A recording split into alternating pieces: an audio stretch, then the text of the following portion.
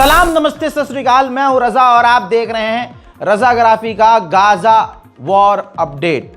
हजरात मोहतरम, Donald Trump यानी अमेरिका नेतन्याहू पर बुरी तरह से भड़क गया है और जेन्युइनली भड़का है, क्योंकि यहां बात ट्रंप की नाक और ट्रंप की जबान की है। मोहतरम हजरात, आपको सीधा सीधा बताने जा रहा हूं, लेकिन उससे पहले एक रिक्वेस्ट है। अगर आप हमारे चैनल पर नए हैं तो कम से कम ये तरस खाइए कि अगला बंदा 5-6 साल से अपनी एक छोटी टीम के साथ हमारी मोहब्बत, आपकी मोहब्बत में मिडिल ईस्ट की तमाम डिटेल और गाजा फिलिस्तीन की तमाम डिटेल मैंने आपको दी है। तो इतना आप करें कि हमारे चैनल को सब्सक्राइब करें, मेहरबानी करके। ज़रा सोचिए, आपसे मांगता क्या हूं मैं, सिर्फ इतना कि आप चैनल को सब्सक्राइब कीजिए और दूसरों से करवाइए। हजरात, जो मैंने आपको कल बताया था कि इजराइल की पार्लियामेंट के अंदर अप्रूवल गवर्नमेंट ने दे दिया है, पक्ष विपक्ष ने, कि वेस्ट बैंक पर कब्जा कर लो। यह बात आग की तरह फैली और मैंने कहा था यह बात हिट करेगी, यह बात बढ़ जाएगी। मोहतरम हजरात, नाजरीन, जब यह बात अमेरिका तक पहुंची तो अब अमेरिका पहले कुछ समय के लिए खामोश रहा कि देखें रिएक्शन क्या आता है।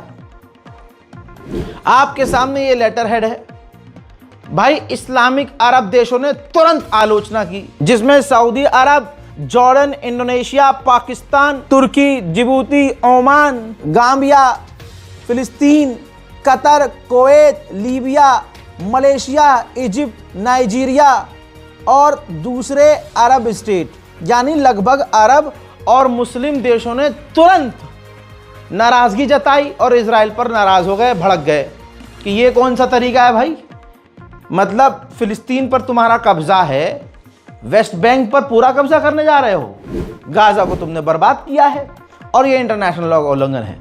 जब अरब देश बुरी तरह से भड़के तो अभी तक जो अमेरिका रिएक्शन देखना चाह रहा था, ट्रंप फौरन भड़क गया। हाँ, अब तो बोलना पड़ेगा। ट्रंप ने कहा कि नहीं, हम ऐसा इजराइल को करने नहीं देंगे, वेस्ट बैंक पर इजराइल को कब्जा नहीं करने देंगे, क्योंकि अरब देशों से हमने वादा किया है और अरब देश हमारा साथ दे भी रहे हैं। हमास के खिलाफ और आतंकवाद के खिलाफ अरब और मुस्लिम देश जब हमारा साथ दे रहे हैं और हमने गारंटी ली है कि इजराइल और कब्जा नहीं करेगा, तो हम नेतन्याहू को यह करने नहीं देंगे। बहरहाल इजराइल पर बुरी तरह से डोनाल्ड ट्रंप खुद भड़के हैं। हजरात, 2-4 दिनों से अमेरिका का वाइस प्रेसिडेंट इजराइल था। अब वो इजराइल में थे, उसी दौरान ये सीन किया उन्होंने, यानी इजराइल ने, कि भाई हम वेस्ट बैंक पर कब्जा करेंगे।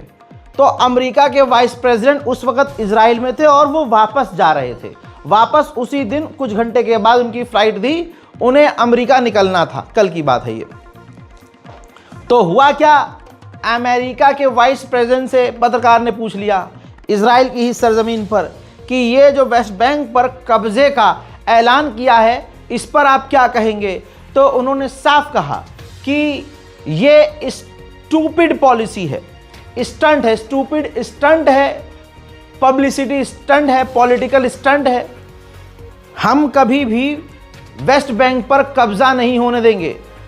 नेतन्याहू की सरकार ने जो ये ऐलान किया है और पार्लियामेंट ने जो फैसला लिया है, अमेरिका खुद इससे ऑफेंड हुआ है कि ये पॉलिसी गलत है, ये तरीका इजराइल का गलत है। हालांकि ये पब्लिसिटी स्टंट है उसकी, लेकिन डोनाल्ड ट्रंप की ये पॉलिसी नहीं है। नेतन्याहू की सरकार यानी इजराइल वेस्ट बैंक पर कब्जा नहीं कर सकती, ना हम करने देंगे, ना डोनाल्ड ट्रंप की ये पॉलिसी है, क्योंकि हमने अरब देशों से, मुस्लिम देशों से वादा किया है। सुनिए। Oh yeah, that was weird. That was weird. I was sort of confused by that. Now I actually asked somebody about it, and they told me that it was a symbolic vote, some symbolic vote to recognize, or a symbolic vote to annex the West Bank. I mean, what I would say to that is when I asked about it, somebody told me that it was a political stunt, that it had no practical significance. It was purely symbolic. I mean, look, if it was a political stunt, it was a very stupid political stunt, and I personally take some insult to it. The West Bank is not going to... अब जब ये वापस चले गए America के vice president, तो America के विदेश मंत्री फौरन इजराइल आए और उन्होंने इजराइल में उतरते ही मीडिया से बात करके कहा कि ये जो नेतन्याहू की सरकार और ये इजराइल की जो सरकार है, इन्होंने जो ऐलान किया है वेस्ट बैंक में कब्जे का, हम सरासर इसको खारिज करते हैं, क्योंकि इजराइल की इस पॉलिसी को डोनाल्ड ट्रंप सपोर्ट नहीं करते, क्योंकि अगर ऐसा कुछ किया तो डील टूट जाएगी। अब यहां पर नेतन्याहू फंस गया था, क्योंकि कोई भी नेतन्याहू के साथ नहीं खड़ा हुआ, क्योंकि सबको नजर आ रहा था कि चित भी इसकी है और पट भी इसकी है और हरामीपने की इंतहा भी इसी की है। ये तमाम अमेरिका और इजराइल के साथी देशों को भी एहसास हो गया था। अब जब नेतन्याहू ने देखा, क्योंकि नेतन्याहू को ऑफिशियली और अनऑफिशियली ट्रंप के द्वारा एक तरह से धमकी थी और अंदर ही अंदर मामला बिगड़ रहा था, और ट्रंप की तरफ से, ट्रंप के साथियों की तरफ से नेतन्याहू को ये पीछे से एहसास करा दिया था कि अमेरिका तुम्हारा साथ इस मुद्दे पे नहीं देगा, और अगर तुमने ट्रंप के खिलाफ कोई कदम उठाया तो अमेरिका तुम्हें अकेला छोड़ देगा। ये बात आते ही नेतन्याहू का पेट खराब हुआ, दस्त लगे, पैखाने में कई बार जाना पड़ा, सोचना पड़ा कि अब करूं तो क्या करूं, क्योंकि पूरे साल तो मैंने कब्जे की बात की, अब पार्लियामेंट में अप्रूव भी हो गया, तो अब मैं मना कैसे करूं। तो नेतन्याहू ने खेल क्या खेला, नेतन्याहू ने थूक कर चाट लिया और वो बन गया सावरकर, अपनी बात से पलट गया। नेतन्याहू ने कहा कि विपक्ष की पार्टी जो है, हमारे इजराइल की विपक्ष की पार्टी, उसने पार्लियामेंट में वेस्ट बैंक पर कब्जे का ऐलान किया है और यह भड़काने वाला कदम है। ओहो, भड़काने वाला कदम है और हम इसको रोकेंगे। यानी नेतन्याहू ने कहा कि मैं जो वेस्ट बैंक पर है उस पर कब्जा रोकूंगा, और ये विपक्ष की पार्टी ने पार्लियामेंट में बिल पास किया है और ये भड़काने वाला कदम है, मैं उनके साथ उनकी बातों से सहमत नहीं हूं। हाँ, आप समझ रहे हैं, अमेरिका ही सब कुछ है। अगर अमेरिका चाहे तो आज इजराइल हाथ पैर जोड़कर खुद कहे कि टू स्टेट सॉल्यूशन कर लो। मोहतरम हजरात, इसी तरह से एक जंगली कुत्ता इजराइल का, सुअर इजराइल, जैसे वहाँ का हमारे हिंदुस्तान में आरएसएस है ना, वैसे ही वहाँ का ये बंदा है आरएसएस की तरफ से, या हिंदू संगठन जो जहरीला बयान देते हैं, ऐसे ही इजराइल का फाइनेंस मिनिस्टर है। ये भाई साहब बौखलाया हुआ चैनल पर आया और उसने कहा कि अगर सऊदी अरब एक्सचेंज करना चाहता है पॉलिसी कि भाई आप फिलिस्तीन को मान्यता दो, टू स्टेट सॉल्यूशन करो, तब सऊदी अरब इसके बदले हमसे नॉर्मलाइजेशन करेगा और अब्राहम अकॉर्ड में शामिल होगा, तो नो थैंक्स। अरब को, सऊदी अरब को रेगिस्तान में ऊंट चराने दो अपने, और हम यहां डेवलप होंगे। पहले वो बयान सुनिए। האם אם סעודיה אומרת לנו נורמליזציה בתמורה למדינה פלסטינית, חברים, לא תודה, תמשיכו לרכב על גמלים על החול במדבר בסעודיה, אנחנו נמשיך להתפתח באמת עם כלכלה וחברה ומדינה ואת כל הדברים הגדולים והנהדרים שאנחנו יודעים לעשות. הקלה שנקראת מדינת ישראל זה מדינת ישראל בכל גבולותיה, שלא תקים לעולם מדינה פלסטינית. सुन लिया, अभी ये बयान दिए हुए कुछ ही घंटे गुजरे थे, सेम डे था। अमेरिका का पीछे से डंडा आया, सऊदी अरब का डंडा आया और चचा की फट के चार हो गई। तुरंत फिर वो माफी वीर बना। इसीलिए अंधभक्तों को, भारत के एक खास समाज को ये माफी वीर बड़े पसंद हैं। इनको अपने परदादा की झलक नजर आती है इसमें। वो तुरंत कैमरे के सामने आया, कहता है मेरा सऊदी अरब को लेकर जो स्टेटमेंट था वो गलत था। बहुत गलत था, सऊदी अरब को नीचा दिखाने वाला स्टेटमेंट था, और मुझे अपने बयान पर काफ़ी जो है शर्म आ रही है, और मतलब काफ़ी शर्मिंदा हूँ, मुझे ऐसा बयान नहीं देना चाहिए था। ये है अरब की ताकत कि अरब को अगर भड़काओ अबे बिन सलमान कैसा भी हो, सऊदी अरब कैसा भी हो, लेकिन इतना दम रखता है कि पिछवाड़े में मुट्ठी डाल के खोल देगा, समझे। और कुछ ही घंटे के अंदर इसने हक दिया। ये है माफी वीर का वीडियो। טוב, אני אתחיל מהסוף. האמירה הלא מתוכננת ולא מוצלחת שלי על סעודיה בהחלט הייתה לא במקומה, ואני מיצר עליה, אבל אני גם לא מוכן לקבל צביעות. וכמו שאני לא רוצה חלילה לפגוע בסעודים, אני מצפה ממנו לא לפגוע בי, לא לפגוע בנו. ומי שכופר בקשר החי והעמוק מאוד שלנו לחבלי המולדת ביהודה ושומרון פוגע בנו.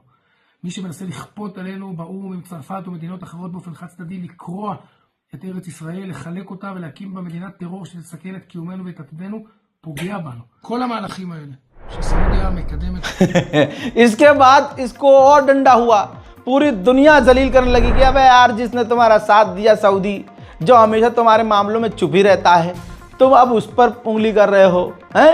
अब भैया पैसा है उसके पास, तो भाई बेचारे ने फिर ट्वीट किया, कहा कि मुझे जो आज बयान दिया सऊदी अरब को लेकर बेइज्जती करने वाला, मुझे उसका काफ़ी दुख है, मुझे वो बयान नहीं देना चाहिए था। मुझे उम्मीद है कि सऊदी अरब हमें माफ़ करेगा और सऊदी अरब हमारा जो हमारा जो अधिकार है फ़िलिस्तीन पर और दूसरे वेस्ट बैंक में, उसको भी डिनाई नहीं करेगा। यानी हक के साफ करने में पूरी ताकत लगा रहा है ये फाइनेंस मिनिस्टर। लेकिन देखते हैं आगे क्या होता है। लेकिन इससे ये चीज़ है कि अगर मोहम्मद बिन सलमान चाहें तो आप समझ रहे हैं ना, हाथ डाल के खोल देंगे, फट के चार हो जाएगी इनकी।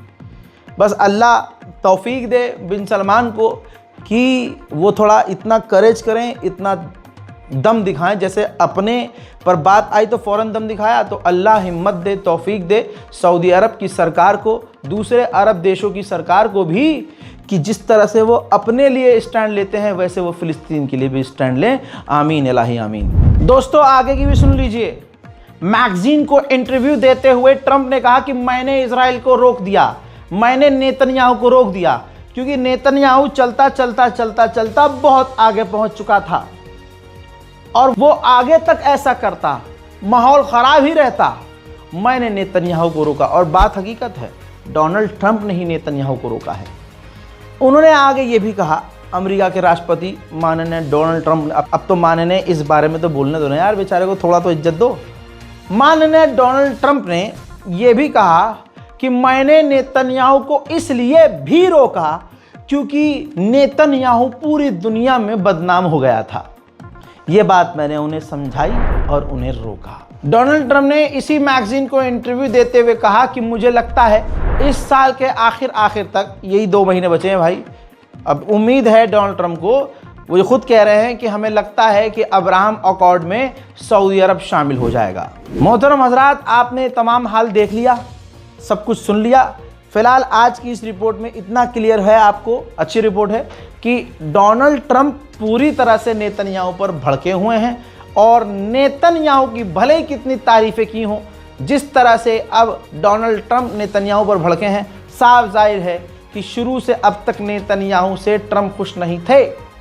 बस उन्हें ये सब करना पड़ा क्योंकि अमेरिका इजराइल की पॉलिसी को सपोर्ट करता है। बहरहाल जो भी हो, आज तो बढ़िया करके डांट पड़ी है, गाली ट्रंप से खाई है नेतन्याहू ने और मज़ा आया है। इस रिपोर्ट को शेयर कीजिए, अपनी राय कमेंट में लिखिए, दुआ में हमें याद रखिए। इस बारकोड का इस्तेमाल इसलिए कीजिए ताकि गाज़ा फ़िलिस्तीन में जब तक हम मदद भेज सकते हैं भेजते रहें और गाज़ा फ़िलिस्तीन की थोड़ी थोड़ी मदद करते रहें। मैं हूं रज़ा और आप देख रहे थे रज़ा ग्राफी अनस्क्रिप्टेड। जय हिंद।